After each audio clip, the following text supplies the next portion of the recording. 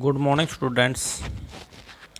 आज हम कल कक्षा 9वीं सामाजिक विज्ञान का अर्थशास्त्र भाग का पहला लेसन का दूसरा भाग पालमपुर की कहानी का दूसरा भाग हम पढ़ेंगे, जिसमें पहले हमने जो है किस प्रकार से गांव में आर्थिक गतिविधियां होती हैं इसके जानने का प्रयास किया।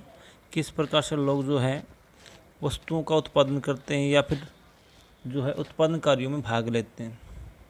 हमने ये जानने का प्रयास किया था कि किसी चीज़ का उत्पादन करने के लिए किन किन चीज़ों की बहुत ज़्यादा आवश्यकता होती है, और ये हमने विस्तार से पढ़ा भी था। आज हम पढ़ेंगे पालमपुर में किस प्रकार से खेती में कार्य होता है, कौन कौन से वहाँ पर व्यक्ति या किस प्रकार के जो है व्यक्ति वहाँ पर जो कृषि क्रियाओं में अपना भाग लेते हैं। पालमपुर में खेती उत्पादन की मुख्य क्रिया है। आपको बताइए कि पालमपुर जो गांव है वो जो है सबसे ज़्यादा खेती के ऊपर निर्भर है, या फिर ये कहें कि भारत में जो ग्रामीण परिवेश है प्रत्येक गांव जो है खेती बाड़ी पर ही निर्भर है। यहाँ के 75% लोग अपनी जीविका के लिए खेती करते हैं, यानी कि बहुत बड़ी आबादी यहाँ की जो है गांव की खेती कार्यों में लगी हुई है। यहाँ पर 3/3 से ज़्यादा लोग हैं वो खेती बाड़ी में अपना कार्य करते हैं और अपने परिवार का गुजारा करते हैं। कृषि करने वालों में किसान तथा श्रमिक दोनों हैं। जो खेती करने वाले जो व्यक्ति हैं उनमें किसान हैं जो अपनी या दूसरों की ज़मीन पर जो है फसलें उगाते हैं और जो बहुत ज़्यादा मेहनत करते हैं। दूसरे हैं कृषि श्रमिक जो कि दूसरों के खेत में जाकर जो है खेती जो है काम करते हैं, और उन्हें जो है श्रमिक कहा जाता है। वो अपनी जो है खुद की ज़मीन नहीं होती बल्कि वो दूसरों के खेतों में जाकर कार्य करते हैं। इस प्रकार से जो है गांव के अंदर लोग जो है खेती कार्यों में लगे रहते हैं। भारत में 1960 से आज तक भूमि क्षेत्र का ज़्यादा विस्तार नहीं हुआ है, यानी कि जो 1960 के बाद से और आज तक वर्तमान में भारत में बहुत ज़्यादा गांव के अंदर जो कृषि योग्य भूमि है उसका ज़्यादा विस्तार नहीं हुआ है। गांव की बंजर भूमि को ही कृषि योग्य भूमि में बदल दिया गया था। जो गांव की जो बंजर भूमि थी, जो बहुत कम वहाँ पर उपजाऊ होती थी, उसको ही जो है कृषि योग्य यानी कि ज़्यादा मेहनत के द्वारा या सिंचाई के द्वारा और ज़्यादा उर्वरक डालकर खाद जो है कीटनाशकों का प्रयोग करके ही उस भूमि को कृषि योग्य भूमि में बदल दिया गया था। ठीक है। और गांव की जो बंजर भूमि है, और आज को पता ही है कि गांव के अंदर जो है भूमि ज़्यादा नहीं है बल्कि आजकल भूमि कम ही होती जा रही है। इसके लिए जो है आज बढ़ती हुई जनसंख्या इसका मुख्य कारण है। लेकिन पहले जो भूमि थी वो गांव की न बढ़ने का तो है ही नहीं बल्कि घट ही रही है। अब आपको बताते हैं भूमि मापने की मानक इकाई हेक्टेयर है। जो हम अक्सर भूमि को मापते हैं वो हेक्टेयर में मापते हैं। 1 हेक्टेयर में लगभग 2.5 किले होते हैं। ठीक है। और गांव में भूमि का माप का अगर साधारण माने तो गांव में जो हम भूमि को मापते हैं बीघे में या गुंठा में आदि क्षेत्रीय इकाइयाँ भी जो है प्रयोग में लाई जाती हैं, और अन्य भी मरले हैं या फिर अन्य चीज़ों में मरले या और भी चीज़ों में जो हम भूमि को मापते हैं। आगे पढ़ें। भूमि में अधिक पैदावार करने का तरीका क्या क्या है।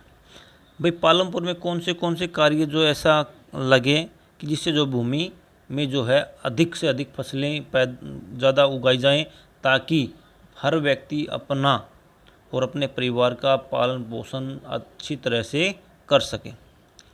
पालमपुर की समस्त भूमि पर खेती की जाती है। पालमपुर में जितने भी गांव में जो कृषि योग्य भूमि है उस पे जो है सभी भूमि पर पूर्ण रूप से जो है खेती की जाती है। यहाँ पर एक साल में 2 या 3 फसलें उगाई जाती हैं, यानी कि यहाँ की जो भूमि ऐसी है कि साल में 2 फसलें या 3 फसलें भी उगाई जा सकती हैं। यहाँ पर जो फसलें हैं 3 उगाने का जो तरीका है, बरसात के मौसम में खरीफ में किसान ज्वार और बाजरा उगाते हैं, और ये पशुओं के चारे में प्रयोग लाया जाता है। जो बरसात का मौसम है यानी कि जून जुलाई के मौसम में यहाँ के लोग जो है किसान ज्वार और बाजरा उगाते हैं, जिससे जो है पशुओं के चारे के रूप में इसका प्रयोग किया जाता है। अक्टूबर और नवंबर में आलू की खेती की जाती है, यानी कि अक्टूबर और नवंबर में जो है आलू की खेती की जाती है, जिससे जो है अपने व्यापारिक फसलें उगाते हैं, जैसे जो है वो पास के बाज़ारों में बेचते हैं। और सर्दी के मौसम में, रबी के मौसम में जो गेहूँ बोया जाता है, और ये गेहूँ जो है अपने परिवार के पालन के साथ साथ जो अधिक हो जाता है तो उसको जो है गेहूँ को रायगंज की मंडी में बेच दिया जाता है।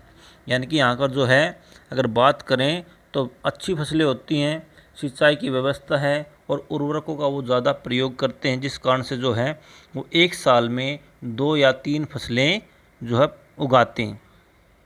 खरीफ की जो फसलें हैं आपको पता ही होगा कि जो है जून जुलाई में बोई जाती हैं और सितंबर अक्टूबर में काट ली जाती हैं। इनमें ज्वार बाजरा आदि बोया जाता है, और इसको जो है खरीफ की फसलें कहते हैं। जो हम आलू की जो फसल उगा रहे हैं इसको जायद फसलों में मानते हैं। ये जो है 2 या 3 महीने की होती है, और ये रबी और जो है खरीफ की फसलों के बीच में जो समय अतिरिक्त बचता है उसमें ये बोई जाती है। रबी की फसलें जो है नवंबर दिसंबर में बोई जाती हैं और मार्च अप्रैल में काट ली जाती हैं।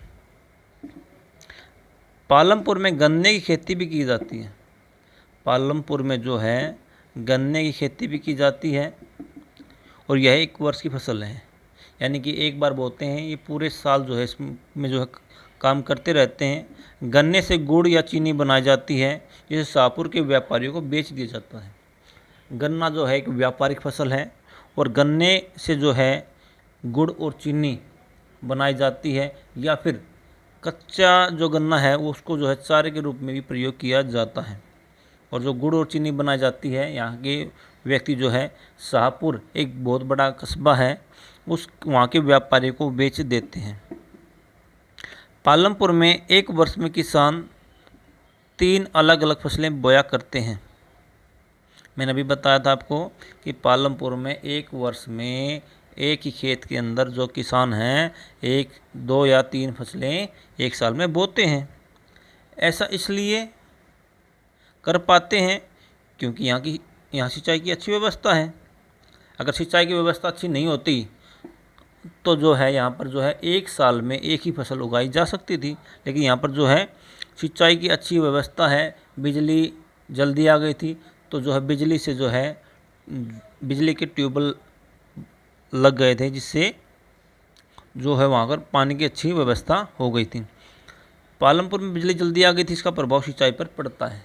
और जो पहले जो वहाँ पर रहटों के द्वारा जो है फसलें को पानी दिया जाता था, अब जो है ट्यूबवेल के माध्यम से या नलकूपों के माध्यम से जो है वहाँ के लोग जो है इस सिंचाई के सहारे अपनी फसलों को अच्छी फसलें उगाते हैं। पहले सिंचाई जो है रहटों के द्वारा की जाती थी। पहले किसान जो है रहटों के द्वारा, पशुओं के द्वारा, बैलों के द्वारा जो है पानी को निकालते थे, और जो है बहुत कम भाग में जो है पानी एक दिन में दिया जाता था। लेकिन जैसे ही बिजली आई और बिजली से नलकूप जो लगाए गए, उनके माध्यम से जो है सिंचाई जो है बहुत ज़्यादा जो है ज़मीन पे सिंचाई करते हैं, जिससे बहुत ज़्यादा फसल उगाई जा सकती है। बिजली आ जाने से अब सिंचाई नलकूपों के माध्यम से की जाती है, और प्रत्येक जो है गांव के अंदर व्यक्ति जो है नलकूपों के माध्यम से अपनी फसलों को बचाते हैं। बहुविधि फसल प्रणाली, बहुविध यानी कि बहुविध का मतलब बहुत से विध अलग अलग प्रकार की फसल प्रणाली, यानी कि एक वर्ष में किसी भूमि पर एक से ज़्यादा फसल पैदा करने को बहुविध फसल कहा जाता है। यानी कि एक वर्ष के अंदर किसी भूमि को हम जो है एक से ज़्यादा फसलें उगाते हैं, उसको जो है बहुविध फसल कहते हैं। जैसे हम माने कि हमने जो है अप्रैल मई में जो है कपास, चावल, ज्वार, बाजरा बो दिया, फिर जो है हमने अक्टूबर नवंबर में इसको काट कर हमने उसी जो ज़मीन पर जो है आलू, ककड़ी या अन्य जो है बेल या मक्का उगाई, और उसको काट कर जो हमने गेहूं उगा लिया। इसको जो है इस प्रणाली को जो हम बहुविध फसल कहते हैं। 1960 के दशक में के मध्य तक खेती में पारंपरिक बीजों का प्रयोग किया जाता था। 1960 से पहले या उसके मध्य तक भारत में जो है खेतों में प्रयोग किए जाने वाला जो हम बीज बोते थे वो पारंपरिक बीजों का प्रयोग किया जाता था। पारंपरिक बीज वो होते हैं जो हम खाने में प्रयोग करते थे, उसी बीज को जो है हम बोने में भी प्रयोग करते थे। साथ ही प्राकृतिक खादों का भी प्रयोग किया जाता था। जो गांव के अंदर जो अन्य प्रकार की जो प्राकृतिक जो खाद्य थी, कूड़ा करकट था या फिर गोबर से जो बनने वाली जो खाद थी, उसका ही प्रयोग किया जाता था। और इसका कारण क्या हुआ? इस कारण से क्या हुआ कि पैदावार भी कम होती थी। वहाँ के लोग जो जी भर काम करते थे, लेकिन पारंपरिक बीजों का प्रयोग करना और प्राकृतिक खादों का प्रयोग किया जाता था, जिससे वहाँ की फसलें बहुत कम होती थी। 1960 के दशक में के अंत में भारत में हरित क्रांति की शुरुआत हो गई थी। 1965, 66 और 67 में भारत में हरित क्रांति की शुरुआत हुई थी।